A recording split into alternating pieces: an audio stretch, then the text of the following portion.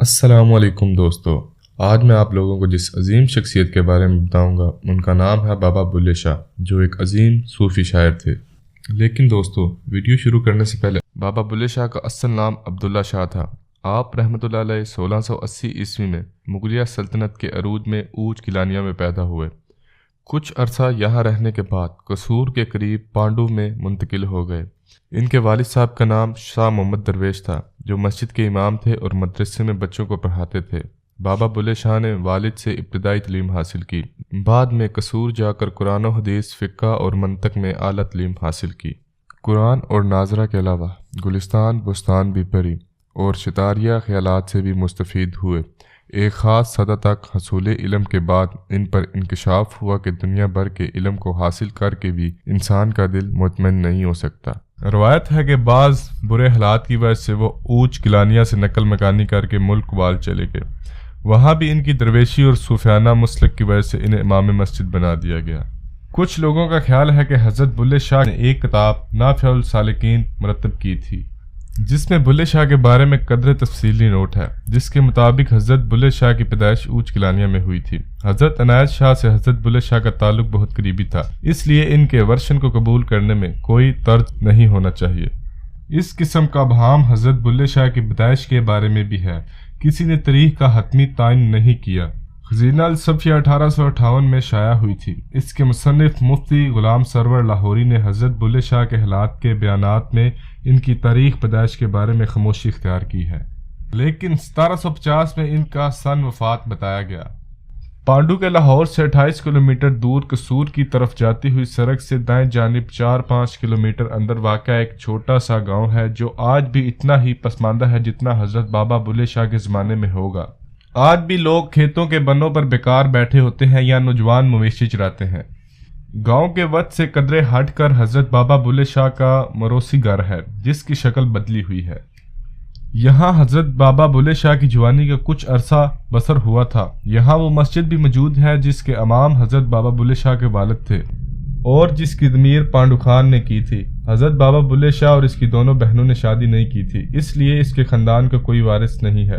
پانڈو کے میں ایک چھوٹا سا عمارتی کمپلیکس ہے۔ قدرے بلند جگہ پر ایک بڑا سا ہال ہے جس کے اندر 3 قبریں ہیں۔ درمیان کی قبر حضرت بابا بلے شاہ کی والدہ کی ہے، جس کا نام فاطمہ بی بی تھا۔ اس کی دائیں اور بائیں اس کی دونوں بہنوں سغرا بی بی اور سکینہ بی بی کی قبریں ہیں۔ حضرت بابا بلے شاہ کی مسجد کی دوسری جانب ایک سبز گنبد ہے، جس کے نیچے بلے شاہ کے والد دفن ہیں۔ اس سے ملحقہ پانڈو خان کی مسجد ہے، جس کے امام حضرت بابا بلے شاہ کے والد تھے۔ حضرت بابا بلے شاہ نے اپنی ابتدائی تعلیم اپنے والد سے حاصل کی تھی، جس کے بعد انہیں مزید تعلیم کے لیے قصور بھیج دیا گیا، جہاں وہ اس علاقے کے مشہور عالم حافظ غلام مرتضیٰ کے شاگرد بن گئے، جن سے حضرت بابا بلے شاہ نے مذہبی تعلیم کے علاوہ عربی، فارسی اور تصوف کی تعلیم بھی حاصل کی۔ حافظ غلام مرتضیٰ سے حضرت بابا بلے شاہ کے علاوہ وارث شاہ نے بھی تعلیم حاصل کی۔ روایت ہے کہ حافظ غلام مرتضیٰ نے ان دونوں کے بارے میں کہا تھا، مجھے 2 شاگرد عجیب ملے ہیں، ان میں ایک بابا بلے شاہ ہیں جنہوں نے تعلیم حاصل کرنے کے بعد سرنگی ہاتھ میں پکڑ لی، اور دوسرا وارث شاہ جو عالم دین بن کر ہیر رانجھے کے گیت گانے لگا۔ حقیقت کی تلاش بابا بلے شاہ کو مرشد کامل عنایت شاہ قادری کے در پر لاہور لے آئی۔ مرشد ذات کے رائی تھے، جبکہ پیشہ کھیتی باڑی اور باغبانی تھا۔ آپ کو اپنے مرشد سے بے پناہ عقیدت اور محبت تھی، جیسے مولانا رومی کو شمس الدین تبریزی اور امیر خسرو کو نظام الدین اولیاء سے۔ ایک سید کرائی کو اپنے مرشد مان لینے پر بلے شاہ کو اپنی باوجوں ذات برداری کی مخالفت اور لوگوں سے تانے بھی برداشت کرنے پڑے، لیکن آپ نے اپنے مرشد کا دامن نہ چھوڑا اور ان تانوں کو اپنے کلام کے ذریعے بھرپور جواب دیا۔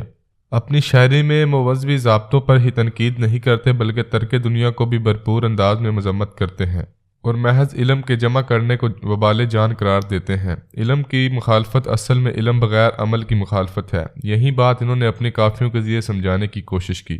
بلے شاہ کے دور میں مغلیہ سلطنت داخلی اور خارجی مسائل کی وجہ سے ضب و حالی کا شکار تھی۔ معاشرہ تباہی کے دروازے پر کھڑا تھا، انسان بے بس ہو چکا تھا، لوگ ایک خدا کے بجائے تہمات میں الجھے ہوئے تھے۔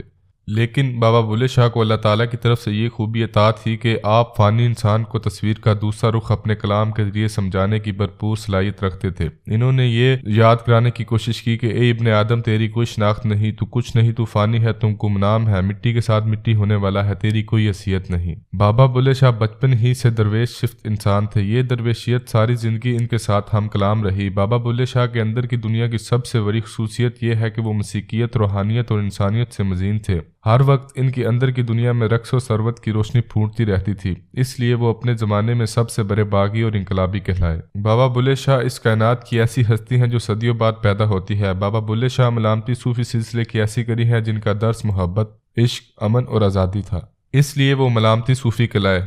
بابا بلے شاہ جیسی ہستیاں بے مثال ہوتی ہیں۔ ایسی ہستیاں ہمیشہ کائنات میں رقص و ثروت میں رہتی ہیں، کبھی مرتی نہیں۔ شاید اس لیے انہوں نے فرمایا تھا کہ بلے شاہ اسی مرنا نہیں، گور پیار کوئی اور۔ بابا بلے شاہ نے عشق کی فلسفی سے انسان کو انسانیت، آزادی اور محبت سے روشناس کرایا۔ وہ ایسا کائناتی انسان تھا جس نے عشق کو ہی اوڑھنا بچھونا بنا لیا تھا۔ اپنی ذات اور انا کو فنا کرتے ہوئے اس نے صرف انسانیت کا چہرہ دنیا کے سامنے پیش کیا۔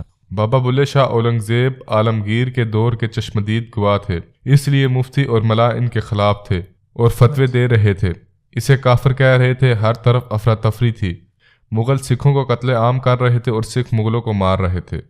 بابا بلے شاہ نے صوفیانہ شاعری کے ذریعے اورنگزیب عالمگیر کی حکمرانی کو چیلنج کر دیا۔ ادھر سے مفتیوں نے فتوے دیے کہ اس کی شاعری کافرانہ ہے، اس لیے اسے ملک بدر کر دیا جائے۔ فتوے بھی جاری تھے اور بلے شاہ کا انسانیت سے بھرپور کلام بھی اپنے جوبن پر تھا۔ اب بابا بلے شاہ قصور کو خیر آباد کہہ کر لاہور آ گئے۔ عوام کو عشق، آزادی، امن، انسانیت اور محبت کا درس دینا شروع کر دیا۔ ریاست کے حکمرانوں اور ٹھیکیداروں کے خلاف آواز بلند کرنا شروع کر دی۔ اب ایک طرف اس دور کے انتہا پسند تھے اور دوسری طرف انسانیت سے مزین تصوف کا راستہ تھا، جس سے حکمران اور انتہا پسند خوف زدہ تھے۔ بابا بلے شاہ نے لاہور کے بعد گوالیار کا رخ کیا۔ وہاں انہوں نے رقص، سنگیت، راگ رنگ کی تربیت حاصل کی، اس سے اپنے مرشد کو منایا۔ جیسے وہ کہتے، اس وقت کے مفتیان نے فتویٰ دیا کہ یہ بندہ گستاخ ہے اور کافرانہ اشعار کہتا ہے، اس لیے اسے سخت سزا دی جائے۔ اس لیے بابا بلے شاہ پر مصیبتوں کے پہاڑ ٹوٹ پڑے۔ اب ایک بندہ شہر شہر گھوم رہا ہے، رقص کر رہا ہے، سنگیت کا عاشق ہے، انسانیت پرست ہے اور کہہ رہا ہے کہ میں رانجھا رانجھا کر دی، آپے ہی رانجھا ہوئی۔ ایسے شخص کو کیسے ریاست اور اس کے طاقتور حلقے آزادی اور بے باکی سے زندہ رہنے دے سکتے ہیں؟ وہ جو اپنے ہی آپ کو پہچان چکا تھا، جس نے خود پر یقین کر لیا تھا، جس نے اپنے انفرادی سچ پا لیا تھا اور اب وہ سچ شیئر کر رہا تھا۔ یہ سچ اب ریاست کے ٹھیکیداروں کے اقتدار کے لیے خطرناک تھا، اس لیے سب کے سب طاقتور بابا بلے شاہ کے دشمن بن چکے تھے۔ اس وقت لوگوں کو سمجھ آ رہا تھا کہ یہ درویش ایسا ہے جو مختلف بات کر رہا ہے۔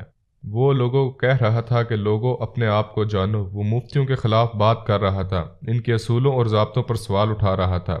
عشق اس کی طاقت تھی، اسے مارنا مشکل تھا، اس لیے وہ ان کا مقابلہ کرتا گیا۔ اور اسی طرح بابا بلے شاہ کا انتقال 1757 عیسوی میں قصور میں ہوا اور یہیں دفن ہوئے۔ ان کے مزار پر آج تک عقیدت مند ہر سال ان کی صوفیانہ شاعری گا کر انہیں خراج عقیدت پیش کرتے ہیں۔ دوستو، بابا بلے شاہ کا ایک نمونہ کلام ہے: پڑھ پڑھ کتاباں علم دیاں تو، نام رکھ لیا قاضی، ہاتھ وچ پڑھ کے تلوار، نام رکھ لیا غازی، مکے مدینے گھوم آیا تے، نام رکھ لیا حاجی، او بلیا حاصل کی کیتا یہ تو رب نہ کیتا راضی۔ یہ تھی بابا بلے شاہ کی ہسٹری۔ امید ہے کہ آپ کو آج کی ویڈیو پسند آئی ہوگی، اور اگر آپ کو ہماری ویڈیو پسند آئی ہے تو پلیز لائک، کمنٹ اور شیئر کرنا مت بھولیے۔ ملتے ہیں نیکسٹ